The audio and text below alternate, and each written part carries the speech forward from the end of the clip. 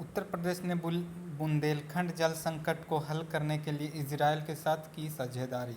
उत्तर प्रदेश सरकार ने बुंदेलखंड क्षेत्र के जल संकट को हल करने के लिए इजरायल सरकार के साथ सहयोग की योजना पर हस्ताक्षर किए हैं। दोनों सरकारों के बीच साझेदारी बुंदेलखंड के सूखा प्रभावित क्षेत्रों में जल संकट की समस्या का समाधान करना है। यह बुंदेलखंड जैसे पानी की कमी वाले क्षेत्रों के लिए नवीनतम कृषि प्रौद्योगिकियों जैसे ड्रिप सिंचाई से क्षेत्रीय किसानों को सहायता करेगी।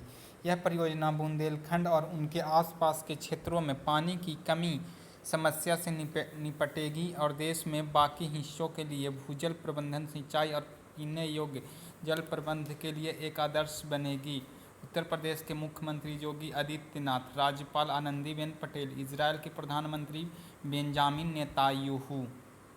मध्य प्रदेश में चलाया जा रहा एक संकल्प बुजुर्गों के नाम अभियान। मध्य प्रदेश की छतरपुर पुलिस द्वारा राज्य में कोरोना महामारी के दौरान एक संकल्प बुजुर्गों के नाम नामक अभियान चलाया जा रहा है। एक संकल्प बुजुर्गों के नाम यानी वृद्धों के प्रतिबद्धता वैश्विक महामारी कोविड-19 के दौरान घरों में अकेले रहने वाले बुजुर्गों और असहाय लोगों के लिए एक वरदान साबित हो रहा है।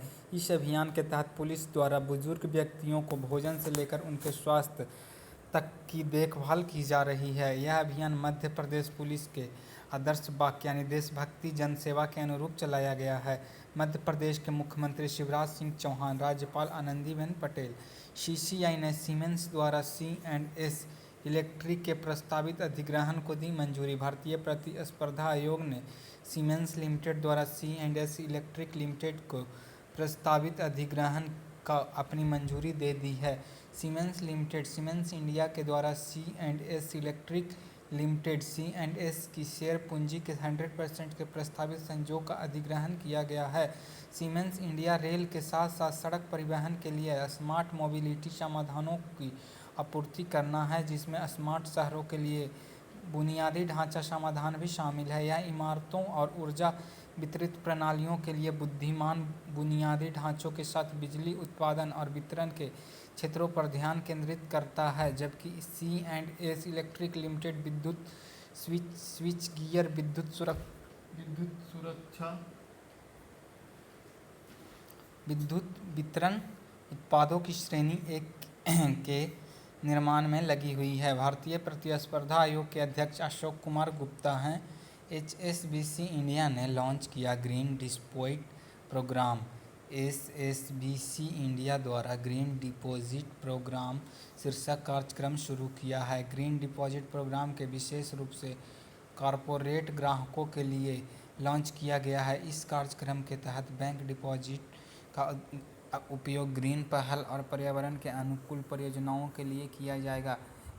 HSBC इंडिया द्वारा शुरू की गई डिपॉजिट स्कीम अपने कॉरपोरेट ग्राहकों को एक सामान्य बैंक डिपॉजिट के समान सुरक्षा के साथ साथ स्थिर और प्री-एग्रीड रिटर्न प्रदान करेगी। ग्रीन डिपॉजिट प्रोग्राम के तहत डिपॉजिट जमा बचत जमाओं की तुलना में अधिक ब्याज के साथ एक टर्म डिपॉजिट के रूप में होगा। यह स्कीम पात्र व्यवसायों और परियोजनाओं को वित्त पोषित करेगी जो कम कार्बन, जलवायु लचीला और सतत अर्थव्यवस्था को प्रोत्साहित करता है। IIM कोझिकोड ने स्विट्जरलैंड स्थित हेल्प लॉजिस्टिक के साथ MOU पर हस्ताक्षर किए। कोझिकोड के भारतीय प्रतिबंध संस्थान द्वारा स्विट्जरलैंड के हेल्प लॉजिस्टिक के साथ एक समझौता ज्ञापन पर हस्ताक्षर किए हैं। दोनों संस्थानों के बीच साझेदारी भारत और इस क्षेत्र में परामर्श सेवाएं प्रदान करने के साथ साथ संयुक्त राष्ट्र निकायों, सरकारी संस्थानों और गैर सरकारी संगठनों जैसे मानवीय समुदाय को लॉजिस्टिक पर प्रशिक्षण प्रदान करने के लिए की गई है। यह साझेदारी मानवीय लॉजिस्टिक मामलों पर क्षेत्रीय ज्ञान के सुधार लाने में दिशा में भी काम करेगी, क्योंकि दोनों इकाइयों एक साथ के गतिविधियों को अंजाम देगी जो आपूर्ति श्रृंखला को आकार देने में प्रयास को एकीकृत करती है, जो मानवतावादी संकट के दौरान मानवता को लाभान्वित करती है। कौशल विकास मंत्रालय ने कौशल विकास के लिए शिपिंग मंत्रालय के साथ की साझेदारी। कौशल विकास मंत्रालय एवं उद्यमिता मंत्रालय ने बंदरगाह और समुद्री क्षेत्र में कौशल विकास को बढ़ावा देने के लिए शिपिंग मंत्रालय के साथ एक समझौता ज्ञापन पर हस्ताक्षर किए हैं। दोनों मंत्रालयों के बीच साझेदारी बढ़ते हुए समुद्री उद्योग और तटीय समुदाय के विकास के लिए कौशल, पुनः कौशल और कौशल में वृद्धि करने के उद्देश्य से की गई है। समझौता ज्ञापन तटीय क्षेत्रों के समझौते को रोजगार के व्यापक अवसर प्रदान करेगा। यह शिपिंग मंत्रालय के सागरमाला कार्यक्रम के तहत तटीय समुदाय विकास की प्रतिबद्धता को और मजबूत बनाएगा। इसके अलावा यह बंदरगाहों के विकास के साथ साथ भारत के समुद्री क्षेत्र और विश्व स्तर पर कुशल जनशक्ति का पोषण करने के लिए दिशा में काम करेगी। केंद्रीय कौशल विकास और उद्यमिता मंत्री महेंद्र नाथ पांडे, शिपिंग राज्य मंत्री स्वतंत्र प्रभार मनसुख एल मंडाविया, राजीव कुमार होंगे भारत के नए चुनाव आयुक्त। भारत सरकार द्वारा राजीव कुमार को भारत के नए चुनाव आयुक्त के रूप में नियुक्त किया गया। उनकी नियुक्ति चुनाव आयुक्त का पदभार ग्रहण करने की तिथि से प्रभावी होगा।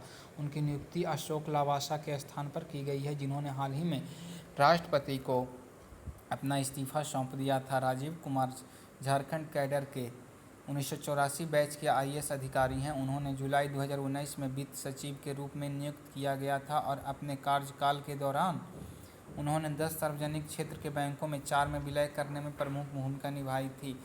सरकार ने राष्ट्रीय खेल पुरस्कार 2020 का किया ऐलान।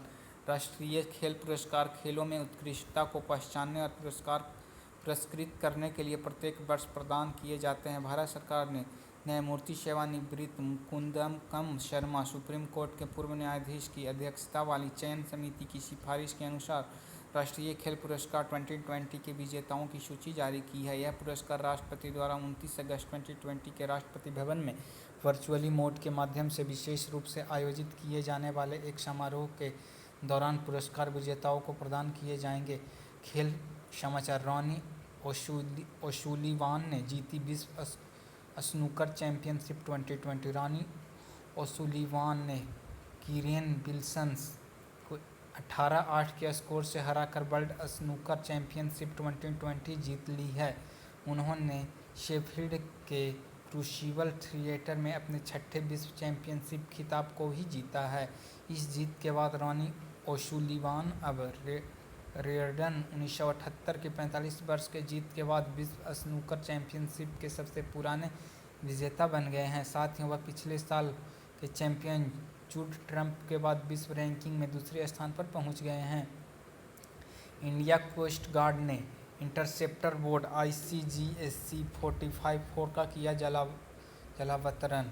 भारतीय तटरक्षक बल ने सूरत, गुजरात में एक इंटरसेप्टर नाव ICGSC 45-4 का जलावतरण किया है। इंटरसेप्टर बोट ICGSC 454 का निर्माण लॉर्सन एंड टूब्रो द्वारा किया गया है। इसकी अधिकतम गति 45 समुद्री मील अथवा 83 किलोमीटर प्रति घंटा है। हाल ही में लॉन्च की गई इंटरसेप्टर बोट ICGSC 454 एक 27 मीटर लंबी नाव एवं और इससे 500 मील की समुद्री रेंज में उत्कृष्ट शिपिंग की गतिशीलता और क्षमता के साथ सशक्त बनाएगा। भारतीय तटरक्षक महानिदेशक कृष्णस्वामी नटराजन।